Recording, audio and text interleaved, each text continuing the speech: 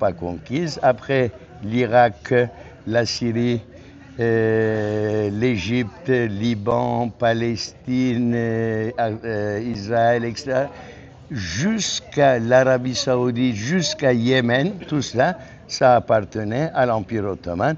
Et j'ai oublié l'Algérie et la Tunisie, mais pas le Maroc. Vous voyez, un si grand empire dirigé tout cela dans une petite salle qu'on appelait le Divan Humayun.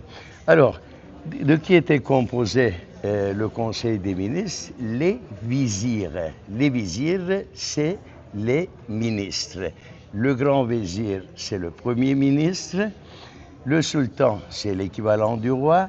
Calife, c'est l'équivalent du pape chez les musulmans. Et pacha, c'est commandant.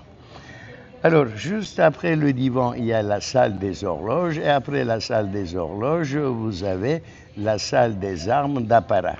La deuxième porte du côté musée, c'est la porte de félicité, la porte cérémoniale. Juste après, il y a la salle d'audience où le sultan recevait les diplomates étrangers. Et après, au milieu, c'était la bibliothèque. À droite, avec les deux petites coupoles, c'est la salle de trésor qui est composée de 4 salles. À côté, il y a la salle des habits des sultans.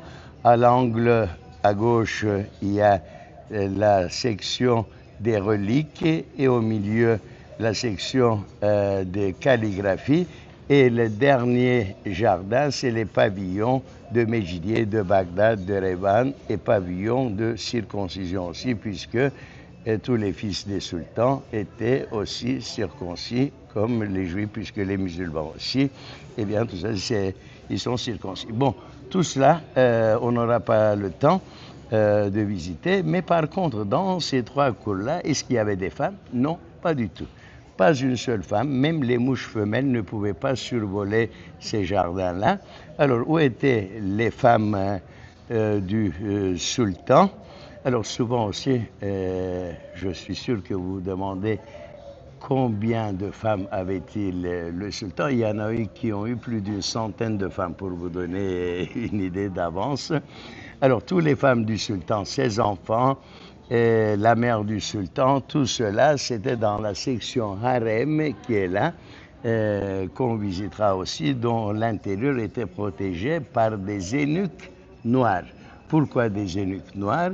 Eh bien, pour être sûr et certain, quand un enfant était né, que c'était un enfant du sultan et de non pas un eunuque dont l'opération ne s'est pas peut-être bien durée pour être eunuque, mais après peut-être bien pour l'eunuque. Et en plus, c'était aussi dissuasif pour les femmes et pour tout, en disant, si vous faites quelque chose qu'on ne veut pas, eh bien, de toute façon, à la fin, on le saura de la couleur de l'enfant. C'est pour cela uniquement des eunuques noirs. Alors, comment venaient ces eunuques? Est-ce que les gens, ils voulaient être eunuques? Non, pas du tout. Je vous raconterai l'histoire un peu plus loin.